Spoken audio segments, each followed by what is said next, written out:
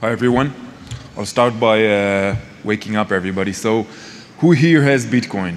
By raise of hand. Excellent. Who has a credit card in his pocket? Excellent. Who bought his Bitcoin with his credit card? Amazing, right? So, I'm Nimrod. This is Simplex. We're here to make it happen. As we all know, we are still in the very early days of cryptocurrency. There's still only about 5 million users all in all. Most of the processes are still very cumbersome, and still there's a lot of evolution to take place before we can take it to mainstream. I think that one of the most important things that we should improve is the process of how do you get your Bitcoin. So some of us are mining here, not many of us, though it's not really something that a new user will get into. Some are buying face-to-face. Again, it's awesome. You don't need to pay the commission of the exchange, but it's very limited by nature. But most users will tend to buy the exchange, brokerage, or marketplace, right? And indeed, most people do that. So today, there are about $10 million a day changing hands in the exchange while you buy cryptocurrency. And as a new user, you'd think it would be really simple, but it's not so simple. So let's compare it with buying a digital good. And again, I'm not saying it's a digital good. I'm just saying it should be compared in the sense of the process of the purchase, the process of fulfillment, the ease of the user flow, and so on. So if you're buying a digital good online, you just pick pretty much any website you want, anywhere on the globe. You give your credit card details for the payment, and fulfillment is usually almost immediate. It's not exactly the case when you come to buy your favorite cryptocurrency. You can select only from a very limited list of exchanges because you need to transfer them the money. You can't transfer it to anyone you want. After that, you go through a lengthy and annoying KYC process. And then you go through the wire transfer, which is completely backward. I mean, think what would happen if Amazon would let you pay only with a wire transfer. There will be no Amazon. And then you need to wait and wait and wait, usually for days, before you can actually get your cryptocurrency.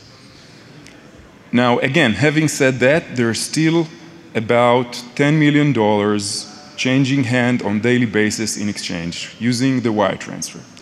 And again, I don't think that the KYC process is going to go away anytime soon because of regulation restriction.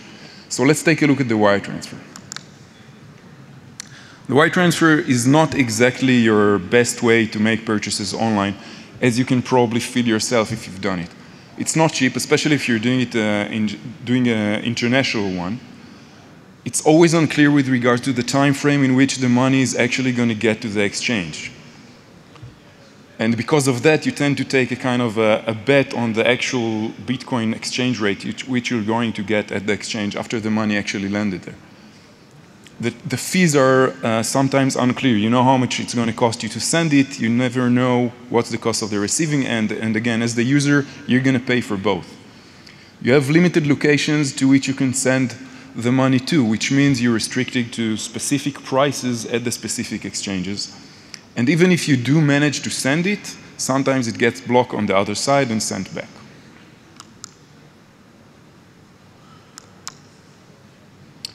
So, what do you say about credit cards? Imagine how the ecosystem will look like if we all could use just our credit cards when we come to buy cryptocurrency, right?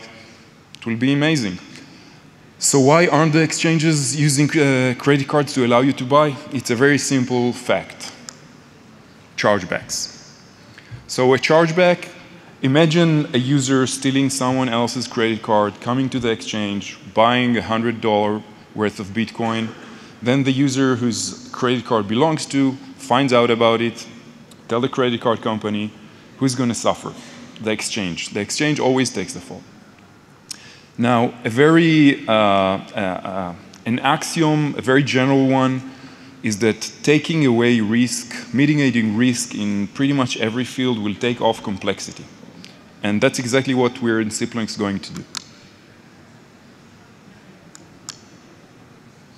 So by collecting enough data from the user and from the exchange through which the user comes, in addition to third-party databases and understanding of the context of the purchase itself, we're able to connect the dots and reduce the risk in a way that will allow exchanges to allow users to buy cryptocurrencies with the regular credit cards at the exchange of their choice at the given rate at that time with transparent fees. And we're doing it so well that we're able to take the chargeback and fraud risk upon ourselves, so the exchanges don't need to do it. So we're a very experienced team. My two co-founders come from PayPal, and they did pretty much exactly that for the past 6 years.